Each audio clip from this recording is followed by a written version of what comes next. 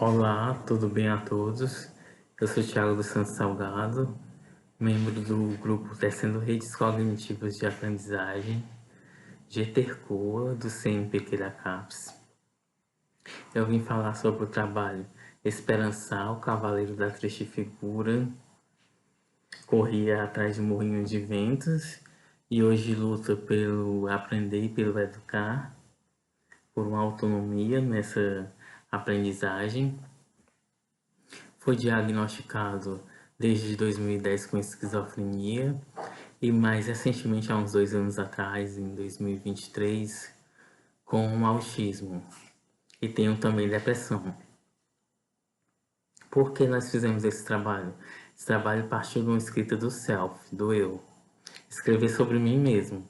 Foi um processo de autodescoberta, de leitura, de análise, em que eu percebi diversas coisas. A primeira, que o tratamento é de uso contínuo. As medicações são para a vida toda. E que o que diferiu na minha vida para a vida de outras pessoas PCDs, pessoas com deficiência, é o processo de escolarização. Por isso eu foco aqui nesse processo. Eu não levei em conta no trabalho a vida afetiva, nem a vida familiar, porque não cabia ao escopo do trabalho. Mas eu vou contar durante esse processo de escrever o artigo todo o meu processo de escolarização, como foi desde a educação infantil até a chegada ao ensino superior.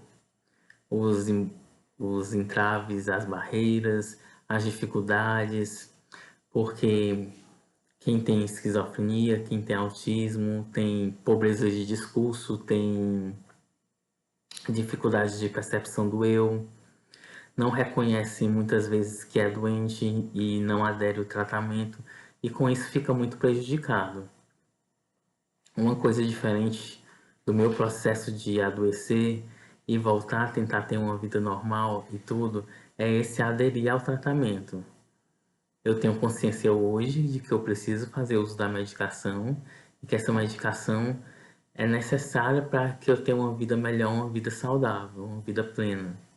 Pelo menos estável, já que senão se tem cura.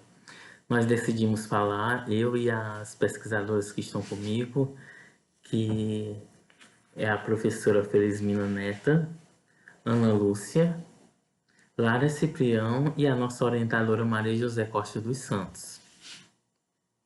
Do processo de esquizofrenia. Por quê? De uma pessoa PCD com esquizofrenia. Porque de autismo já tem muitos trabalhos. Mas eu acho que tanto uma deficiência quanto a outra, quanto essas comorbidades, devem ser sim faladas e devem ser comentadas diretamente, porque instam aos órgãos públicos e às demais camadas da sociedade a buscarem medidas para sanar, de certa forma, esses problemas que essas pessoas com deficiências possuem.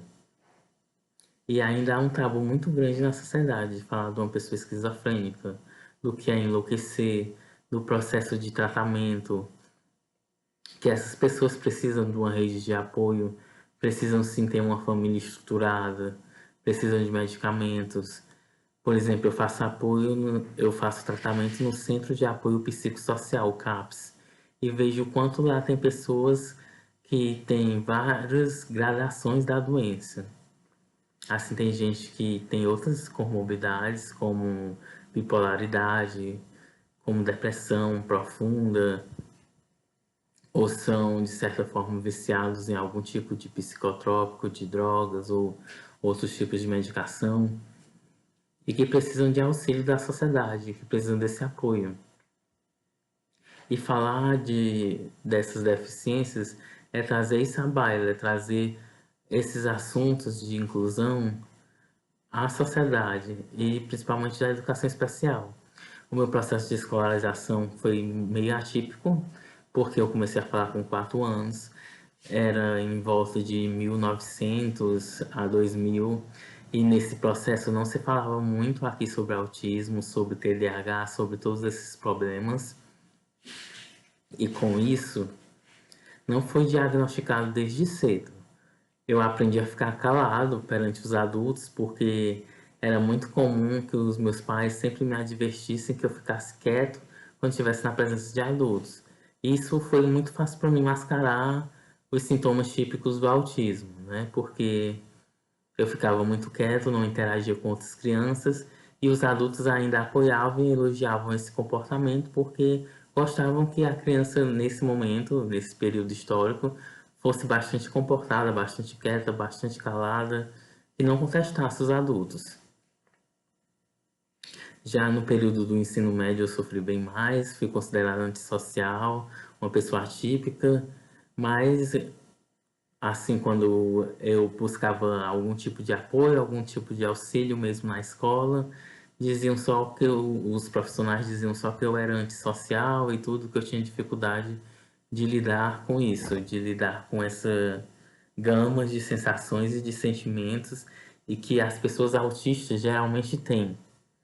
É um processo muito doloroso nesse sentido, porque recebemos vários estímulos do meio, assim, tanto acústicos quanto sensoriais no sentido de toque, contato, um simples abraço, estar aqui me expondo e olhando diretamente para a tela, isso já me afeta, isso já me deixa um pouco receoso.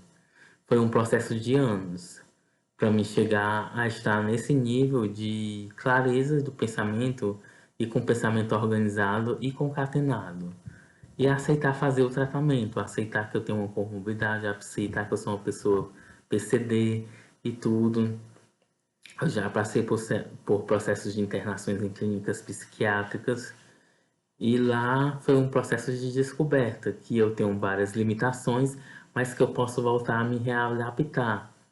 E eu venho aqui falar de mim porque eu parto de um processo de escrita do eu no trabalho, de autobiográfico, que é autobiográfico, no caso, desculpem. E nesse sentido, eu não pude falar dos outros assim diretamente, assim da outra idade, né? Das outras pessoas, porque eu não poderia ir a campo. Assim, eu sou muito limitado em algumas coisas ainda, tem alguns traços muito típicos do autismo. E nisso eu foco na esquizofrenia. Durante o trabalho, e as pesquisadoras também me orientaram a focar nisso, porque é menos falado no meio da educação, no meio da educação numa perspectiva de educação especial inclusiva, e como foi esse meu processo de escolarização também na universidade, porque a princípio eu não contava para ninguém que eu tinha nenhuma comorbidade, mas quando passou uns 2 anos eu me acostumei com as pessoas, com os professores e fui começando a contar, a relatar fatos da minha vida e ganhei grandes amigos por lá, pessoas que eu considero até hoje como educadores excelentes, como pesquisadores, como pessoas que propiciam aqui, que eu faço parte de um grupo de educação matemática, o ensino de matemática do Ceará para o restante do Brasil. Assim, a educação matemática daqui é promovida por esse grupo e esse grupo é muito especial.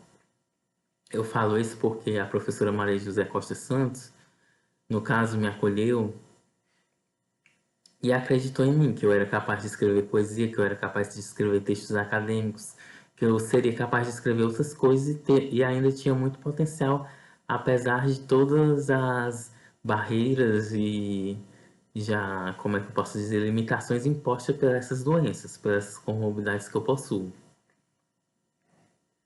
Nisso eu passei a fazer parte desse grupo de pesquisa na graduação.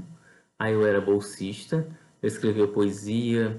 Nesse tempo nós tratávamos sobre a evasão no curso de pedagogia e nós procurávamos criar subsídios e alternativas para que se diminuísse a evasão. Foi feito um guia de percurso para as pessoas conhecerem melhor a universidade. Foram promovidas outras ações também pelos bolsistas. E nisso esse grupo serviu para mim mesmo, porque eu poderia ter a qualquer tempo mais uma vez ter largado uma universidade, por causa que eu estava entrando em crise. Mas o processo serviu na minha vida e na vida de muitos outros para trazer à tona todo esse potencial que tem latente nas pessoas e que elas podem se sonhar, ainda podem ter esperanças de que poderão vir a, sei lá, gerir uma família com uma companheira ou com um companheiro, ter filhos, ou mesmo estudar e seguir uma vida acadêmica, ou serem, no meu caso da docência, ser professor.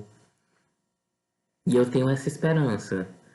Muitas vezes eu reconheço que, em alguns sentidos, eu tenho algumas limitações, que a minha personalidade não corresponde à minha idade real. Assim, que sentido eu percebi isso? Escrevendo o trabalho. Quando eu fui ler sobre a esquizofrenia em si, sobre o autismo, sobre depressão, eu percebi muitos dos sintomas clássicos que eram descritos na literatura mesmo médica e educacional, que eu também possuía.